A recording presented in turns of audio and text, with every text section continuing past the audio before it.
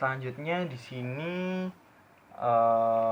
disediakan suatu gambar data center consolidation base, di mana dari gambar yang dari gambar kita dapat mengamati, atau saya dapat mengamati bahwasanya implementasi dari data center itu meliputi dari 4 tahap, dari pembangunan. Dari pembangunan. Dari tahapan tersebut itu berupa fase perencanaan, fase desain, fase implementasi, dan fase operasi. Nah, keempat tahap konsolidasi pada data center dapat dijelaskan pada 3 lapisan. Nah, yang berupa lapisan bisnis, lapisan aplikasi, dan lapisan infrastruktur. Nah, pada fase perencanaan dari lapisan bisnis, perencanaan dari lapisan aplikasi, dan perencanaan pada lapisan infrastruktur. Demikian juga pada fase desain, di mana fase demikian juga pada fase desain, fase implementasi, dan fase operasi. Nah, perlakuan framework itu dibedakan pada perencanaan, pembangunan, dan implementasi. Nah, pada fase perencanaan ini dan desain akan dilaksanakan dari lapisan bisnis menuju lapisan infrastruktur, atau di sini bisa disebut pendekatan secara top down. Nah, pada dua fase ini secara hierarki itu menekankan pentingnya pendekatan bisnis yang digunakan pada lapisan di bawahnya, sedangkan pada fase implementasi dan fase operasi itu akan dieksekusi dari lapisan infrastruktur, aplikasi, bisnis. Nah, sini dari bottom up. Nah, pendekatan penting dalam implementasi adalah untuk pengerjaan pada lapisan yang paling bawah. Selanjutnya saya akan menjelaskan mengenai perbedaan masing-masing generasi web, mulai dari 0.0 sampai 5.0. Nah, di mana pada generasi web 1.0 ini website itu hanya bersifat statis, atau bisa disebut komunikasi satu arah. Nah, jadi pembuat website ini atau admin ini hanya memberikan informasi, dan penikmat website atau sebagai user berperan sebagai pembaca. Tidak ada komunikasi secara langsung antara pembuat dan penikmat website. Nah, jika diandaikan pada generasi web 1.0 ini seperti seorang yang membaca koran atau majalah, hanya dapat membaca, tidak dapat berkomentar secara langsung. Nah, yang kedua itu pada generasi web 2.0. Nah, di mana pada generasi web 2.0 ini sudah bisa mulai bersifat dinamis atau interaktif, di mana user itu bukan hanya sebagai konsumen tapi juga sebagai produsen informasi. Dalam istilah populernya sebagai user generate content. Nah, pada era teknologi ini, teknologi yang dipakai umumnya bersifat open source. Nah, yang selanjutnya di generasi web 3.0, di mana pada generasi ini yang paling ditekankan pada era ini yaitu di mana antar user bisa saling berkomunikasi, atau bisa dibilang di mana di sini web itu seolah sudah seperti kehidupan dunia nyata. Nah, selanjutnya itu pada generasi web 4.0, di mana website sudah bersifat seperti bisa saling berkomunikasi atau di mana antar mesin itu bisa saling berkomunikasi, sehingga mempermudah dari pengguna atau user tersebut. Teknologi ini bisa disebut juga sebagai IoT, Internet of Things, seperti setiap hari seorang kan pasti punya suatu rutinitas. Nah, apapun bentuk rutinitasnya itu, seluruh rutinitas tersebut bisa diketahui oleh aplikasi komputer, program, tools, device yang dimiliki user itu, dan dijalankan secara online. Jadi kemanapun seorang itu pergi dan apapun yang dilakukan semuanya itu direcord oleh alat-alat tersebut, yang nantinya akan digunakan jika Si pengguna atau si user ini ingin mengetahui suatu informasi yang dibutuhkan. Bahkan teknologi ini bisa mengingatkan atau menginterupsi dan memberikan informasi manakala ada perubahan dari sebuah schedule atau rutinitas. Yang di sini membantu untuk melakukan pencarian juga. Nah, selanjutnya pada generasi web 5.0 ini juga sering disebut sebagai telematic web, di mana pada generasi ini user itu bisa menyampaikan isi pikirannya secara langsung kepada manusia lain itu tanpa melakukan gerakan fisik, di mana adanya mesin yang menempel pada otak manusia tersebut gitu, sehingga antar manusia itu bisa saling berkomunikasi tanpa berbicara ataupun melakukan aktivitas fisik, tapi bisa saling berkomunikasi. Maka dari itu pada generasi 5.0 ini disebut sebagai telematic web.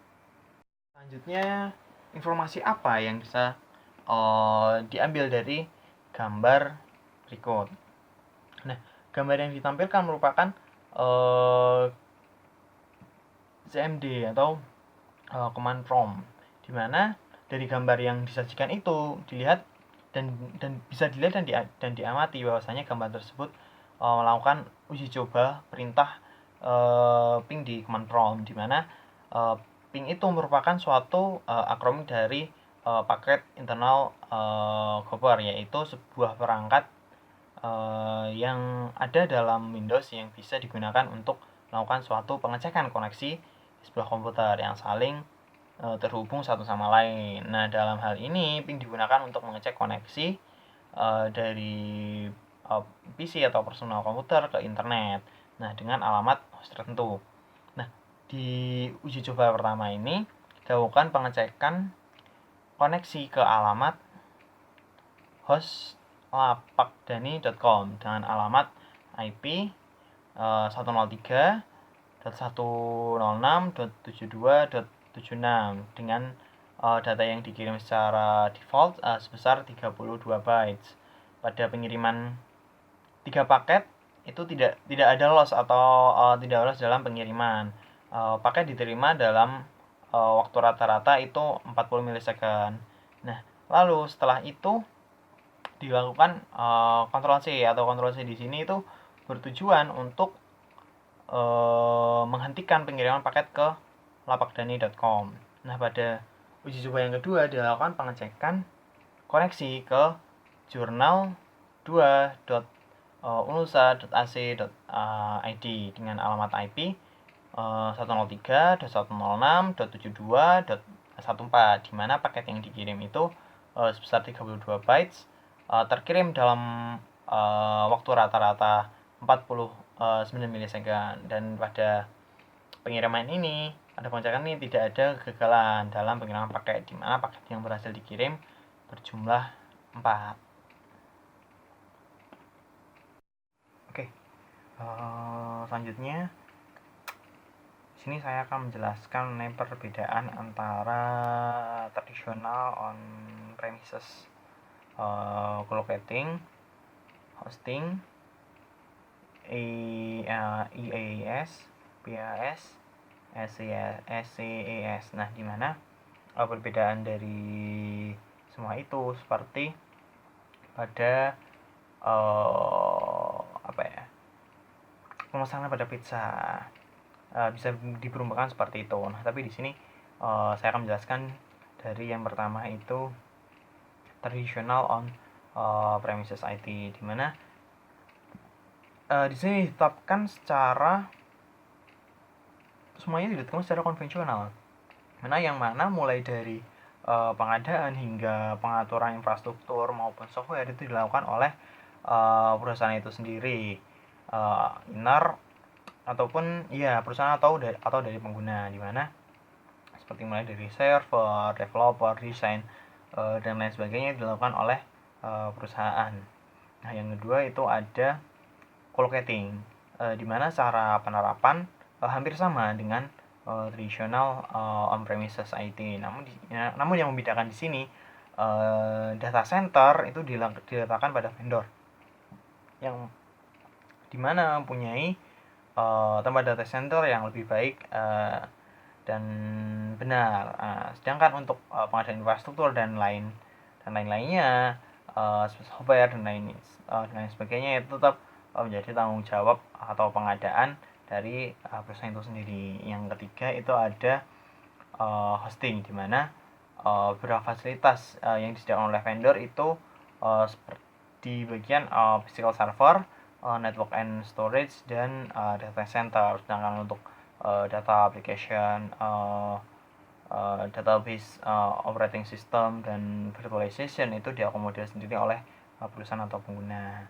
Nah, yang selanjutnya itu ada IaaS, yang merupakan singkatan dari Infrastructure as a Service. Nah, di mana perusahaan atau pengguna memiliki kendali penuh terhadap infrastruktur yang digunakan, mulai dari data, aplikasi, database, dan operating system. Sedangkan dari fasilitas lainnya itu sudah disediakan oleh vendor, sehingga dinilai pada infrastruktur as a service ini yang paling fleksibel daripada yang lainnya. Yang selanjutnya untuk PaaS atau platform as a service, di mana dari perusahaan atau pengguna itu hanya perlu menggunakan software yang disediakan oleh vendor, di mana untuk operating system, server, dan segala kebutuhan yang diperlukan disediakan oleh vendor, dan pengguna mempunyai kekuasaan penuh pada data dan aplikasi. Sedangkan untuk SaaS, pengguna itu tidak perlu lagi melakukan install, update, atau mengalami masalah pada software yang digunakan, karena semua hal tersebut itu sudah dikelola oleh vendor, dan pengguna hanya tinggal menggunakan service yang disediakan aja gitu. Kali ini disediakan sebuah gambar di mana itu bagian dari data center, atau yaitu ruangan data center, di mana terdiri dari berbagai bagian, dimana yang pertama ada entrance itu ya gampangnya jalan yang bisa disebut atau pintu masuk lah gitu, pintu masuk ke dalam data center. Yang kedua itu ada air conditioning system, yang merupakan suatu alat gitu yang bertugas untuk mendinginkan atau mengatur suhu udara agar tetap pada kondisi dingin atau pada suhu tertentu gitu. Terus recolocating room, di mana merupakan sebuah ruangan yang digunakan untuk meletakkan dari rak-rak itu. Yang keempat ada CCTV kamera, di mana memiliki yang fungsinya ini untuk memonitor keadaan ruang yang dipantau sekaligus digunakan untuk sarana pengamanan. Yang ketiga itu rak. Rak itu berfungsi untuk meletakkan komponen-komponen atau peralatan server ya, seperti MSC, BSC, dan storage dan lain-lainnya. Nah, selanjutnya ada security equipment, di mana seperti namanya sebagai pengaman awal yang digunakan sebelum memasuki ruangan. Yang ketiga ada generator. Nah, generator ini berfungsi untuk membackup sumber daya utama jika terjadi gangguan pada sumber daya utama ya. Nah, kalau di Indonesia itu berarti sebagai sumber daya utama itu dari PLN. Nah, lalu di backup oleh generator. Yang selanjutnya, jika generator juga bermasalah, akan di backup oleh UPS. UPS ini berfungsi untuk backup sumber daya cadangan. Yang tadi cadangan itu adalah generator. Jika mati ataupun ada kegagalan sistem yang berjalan di dalam generator itu.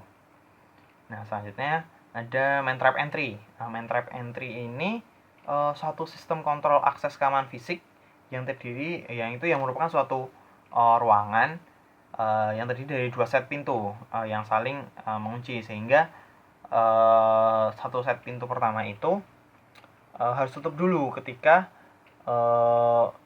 set pintu selanjutnya itu terbuka. Nah, selanjutnya ada staging room, di mana staging room ini merupakan suatu lokasi atau tempat untuk berkumpul atau tempat untuk peralatan material sebelum digunakan. Ruangan tersebut dapat merujuk pada konstruksi atau manajemen atau software development dan lain sebagainya. Yang selanjutnya adalah NOC room atau ruang network operation control. Nah, di mana merupakan sebuah perangkat infrastruktur yang berfungsi untuk melakukan kontrol terhadap suatu jaringan atau network, di mana kontrol ini meliputi kegiatan untuk mengawasi, mengendalikan, serta mencatat aktivitas jaringan yang sedang berlangsung untuk memastikan semua berjalan dengan semestinya, semua berjalan dengan aman. Nah, oleh sebab itu, tujuan dari adanya NOC ini atau network operating control ini pada sebuah pusat data atau di data center itu untuk memastikan bahwa jaringan pada data center itu berfungsi dengan baik dan sesuai standar yang ada. Nah, yang terakhir ada colocation room, di mana merupakan suatu ruangan yang dalamnya itu maksudnya terdiri dari check location, di mana check location itu merupakan sebuah tempat untuk menempatkan daerah itu sendiri.